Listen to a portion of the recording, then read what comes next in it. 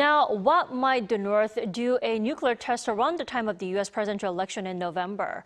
What's on the North's mind, and how closely is the regime following events over in the States? For more, we're joined by Dr. Bruce Klinger. Great to have you back. Thank you for having me. So, South Korea is not ruling out the possibility of North Korea staging a nuclear test before or after the November election in the U.S. What's your take on this possibility? Well, some have asserted that North Korea always does something very provocative, such as an ICBM or nuclear test, before a U.S. or South Korean election. That is, except when they don't.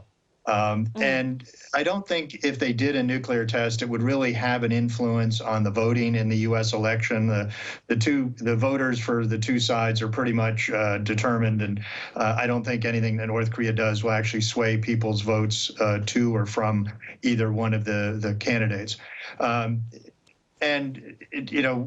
South Korea, whether Defense Minister Shin's comments were based on intelligence information or not, 2.5 years ago, both Washington and Seoul said that a seventh nuclear test was imminent based on indications they had seen, and obviously that never occurred. So, as is often the case with North Korea, we'll just have to wait and see. But I don't think even a nuclear test would have an effect on the U.S. election. And we do have two contenders in the U.S. election, former U.S. President Donald Trump and Vice President Kamala Harris.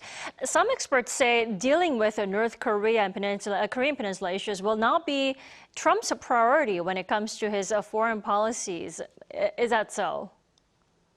I think President Trump, really like any new president, will want to focus on domestic issues, particularly the economy.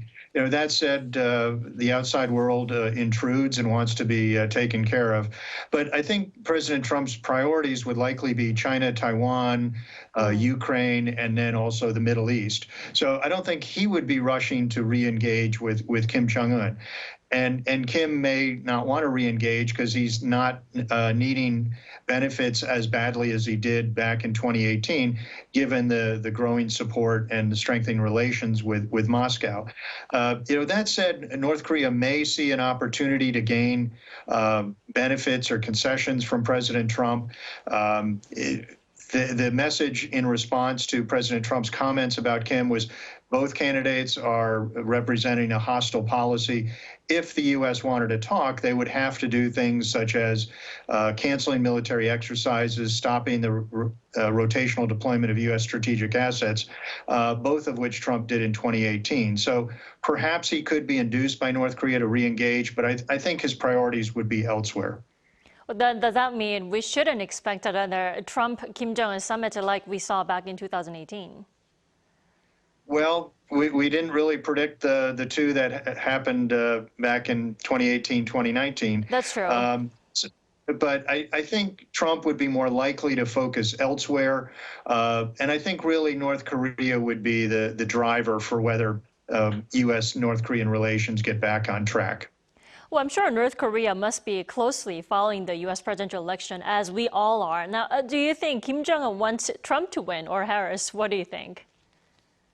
Well, the North Korean statement after the Republican National Convention showed no interest in leaning one way or the other. They said both represented the U.S. hostile policy, and that, after the last summit in Hanoi, North Korea said they want no more to do with the United States. That said, if you read between the lines of that message, they may see that if President Trump was willing to cancel exercises and the rotational deployment of nuclear-capable assets, then they may be willing to have another summit. And then they might dangle an offering of, if we sign a peace treaty, that could lead to a Nobel Peace Prize. It's something that has never been achieved in the 70 years, which might induce Trump back to the negotiating room. So we're certainly far from certain, but I think we'd have to look more at the messaging by North Korea to see what they would be willing to do in return for any resumption of talks. And what's widely believed is that Harris's foreign policies, including her take on dealing with North Korea issues, will not differ too much from Biden's. Do you think Harris will actually inherit Biden's North Korea policies? I think she would. She doesn't have the foreign policy experience that President Biden had, really 50 years of experience working foreign relations in the Congress and then the White House. So she, I think, will be leaning more on advisors within her inner circle, within the government. And I don't think she would want to stray very far from President Biden's policies since she served in that administration. So I think it would be largely a continuation of President Biden's policies, at least with regard to the alliances in Northeast Asia, as well as the approach to North Korea. And the U.S. continues to try to have outreach and any kind of diplomatic engagement, but Pyongyang is the one that keeps rejecting repeated attempts by both Washington and Seoul for any kind of dialogue. But the South Korea-U.S. alliance will remain solid regardless of who comes into power, many experts believe. Dr. Klinger, are you also on the same page? Well, the alliance has gone through thick and thin over 7 decades. There have been times when there was a great deal of strains in the alliance, given very divergent policies between Washington and Seoul with different administrations.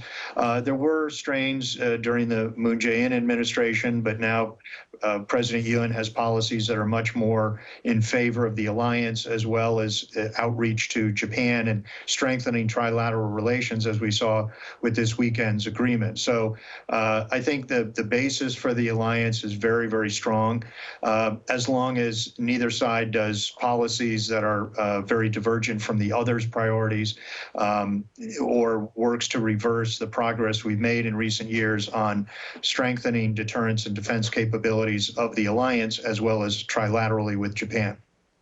All right, Dr. Klinger, thank you for connecting with us this morning. You enjoy your evening there. Thank you very much.